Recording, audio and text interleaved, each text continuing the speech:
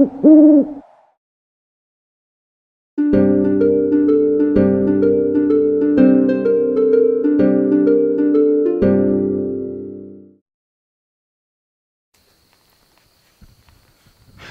récit est fort intéressant sur Kairis, que de rebondissements! Je reconnais là toute la fourberie de votre compagnon se faisant appeler le Corbeau. Le reconnaître. Dois-je en conclure que notre cher Corbeau ne vous est pas étranger? Il se pourrait en effet que j'ai quelques affaires en commun avec ce bougre-là. Voyez-vous cela? On en apprend tous les jours. Oserais-je supposer qu'il est la raison de votre venue par chez nous? Permettez-moi de vous répondre ultérieurement. Je ne voudrais en aucun cas interrompre plus longtemps votre captivante narration. Vous m'intriguez. Nous n'en resterons pas là, soyez-en assurés. Mais soit. Où en étions-nous déjà? Ah oui, les origines de notre compagnie. Ouvrez grandes vos oreilles. Il y a de cela fort longtemps, les compagnons de l'Amsor étaient une puissante compagnie de mercenaires, respectée de tous, jusqu'aux nobles et aux plus grands seigneurs. Si importante qu'elle rivalisait même, de par sa richesse, avec certains royaumes. Elle était divisée en 3 branches. Les guerriers, puissants fers de lance et protecteurs de la compagnie, les roublards, contrebandiers habiles et furtifs, mêlés aux plus grandes intrigues de ce monde, ainsi que les mages, mystérieux maîtres des arcanes et gardiens d'un savoir perdu. Ils étaient dirigés par 3 mentors. Hildegarde, puissante valkyre des barbares du Nord, Mordred l'assassin, ancien alchimiste reconnu, et Evrardil, un patriarche élémentaliste et augure de la trame. Mais leur richesse grandissante accrut considérablement leur puissance. Et suivant, tel un charognard, la convoitise fit son office. Pris dans une spirale de complots internes et menacés de tous côtés par de nombreux rivaux, les Lamsor divisés furent renversés et se dispersèrent. Leurs faits d'armes rejoignèrent alors le panthéon des légendes racontées au coin du feu. Et nul n'entendit plus jamais parler d'eux. Attends, Léanor! Notre nouvelle recrue s'est encore endormie. Mais c'est pas possible! Je vais la raconter 40 fois cette histoire! Brown, réveille-le! On se réveille, la recrue! Ah bah c'est pas trop tôt! Une recrue qui s'endort pendant son entretien, c'est original ça! On ne l'avait jamais faite, hein. Oui, bon, en même temps, si vous m'avez laissé me reposer un petit peu, ça n'arriverait pas. Hein.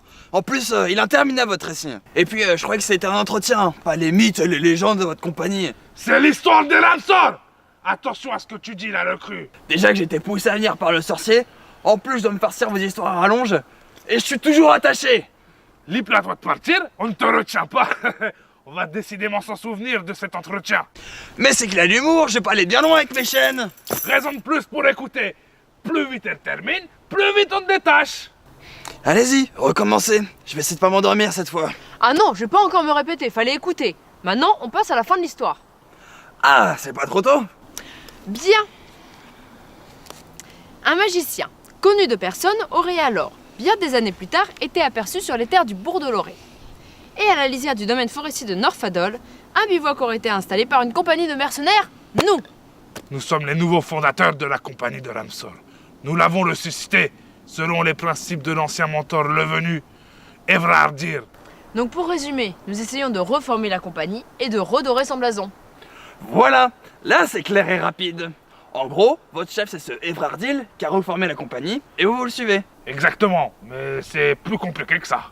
Oui, parce que Evrardil n'est presque jamais là. Il nous donne des instructions que nous suivons jusqu'à sa prochaine apparition. En gros, vous êtes ses larbins, quoi. Ne nous insulte pas!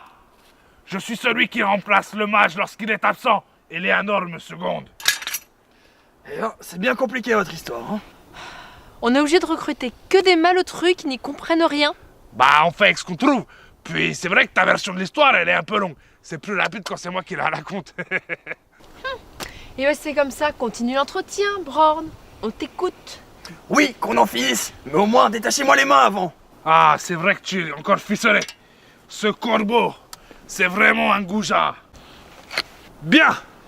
Maintenant qu'on a fait la présentation et détendu l'atmosphère, passons aux questions d'usage. Dis-nous quel est ton nom. On m'appelle Grimber, fils de Croc et de Guinécéa.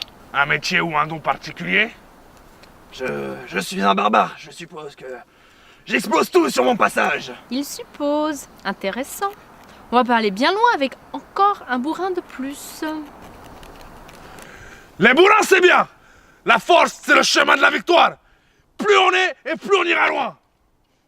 Tu es d'humeur philosophique aujourd'hui, Brorn. Bien, la suite. Le corbeau ne nous a rien dit à part qu'il y avait une recrue. D'où tu viens? Ah, là ça va commencer à être problématique. Cet entretien est déjà assez compliqué. Qu'est-ce qui pourrait être problématique, comme tu dis? Le corbeau nous a vraiment rien expliqué? Bah non, comme d'habitude. Eh bien, explique-nous. Tu peux nous dire d'où tu viens, le barbare, non? Il vient d'un arbre. Tiens, le corbeau. Tu tombes à pic.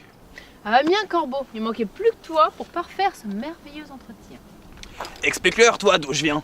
Comme je le disais, il vient d'un arbre ficelé et paniqué. On va pas aller bien loin avec tes explications farfelues, Corbac. Ouais, arrête de jouer avec nous et explique-toi. Eh bien, nous étions sur les traces du lubelin blanc avec des lorions et nous sommes tombés sur lui au cœur de la forêt.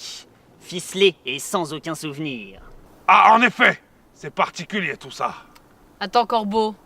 Tu nous aurais pas ramené ce que je pense? Comment ça? Ça se pourrait bien. Il nous a ramené un mangeur d'âme. Exactement. Vous êtes d'une lenteur à comprendre les choses. Mais t'as pas fini de le raconter à tout le monde? Ne t'inquiète donc pas, ce sont les dirigeants de la compagnie. Ils l'auraient appris tôt ou tard. Oui, c'est sûr. Mais tu as fait fort, Corbeau. Nous ramener un mangeur d'âme. C'est dangereux. Mais non, voyons. Imagine le potentiel d'un mangeur d'âme avec notre cher Délorion Lazare II. Ce serait magistral. Les mangeurs d'âme sont incontrôlables et recherchés. On peut pas les recruter parmi nous. Cela serait plus facile de réaliser nos contrats. Voyez-le plutôt comme un atout et non une menace. Effectivement, vu sous cet angle, ça peut être intéressant. Bien! Plus de questions. De toute façon, il ne se souvient de rien. Ce qui met fin à notre entretien. Non mais... Vous n'êtes pas sérieux? Il ne se souvient de rien. On ne va pas le cuisiner inutilement. Et le corbeau a raison. Il nous sera d'une grande aide. Bienvenue dans la compagnie Grimber. Bienvenue chez les compagnons de l'Amsor. Ah bah c'est pas trop tôt. Va falloir penser à raccourcir vos entretiens. J'ai failli m'endormir. Ah mais non, c'est vrai, je l'ai fait. Calme-toi, Léanor. Bien, puisque Brorn t'accepte, bienvenue. Mais n'oublie pas que nous t'avons à l'œil. Tu es en période d'essai pour 3 lunes. Après seulement, tu feras partie des nôtres. Très bien. Je vais pouvoir te montrer où tu pourras te reposer.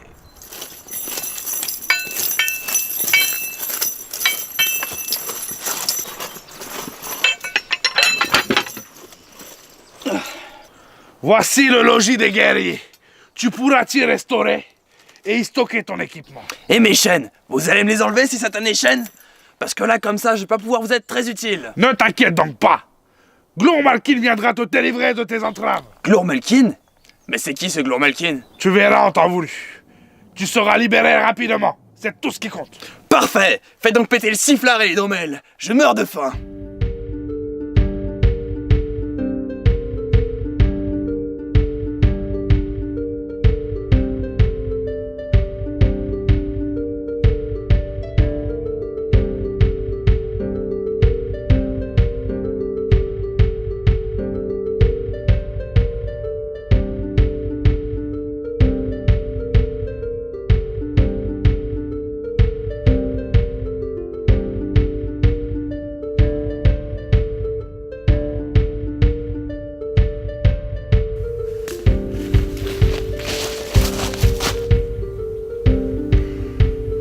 J'y arriverai jamais tout seul.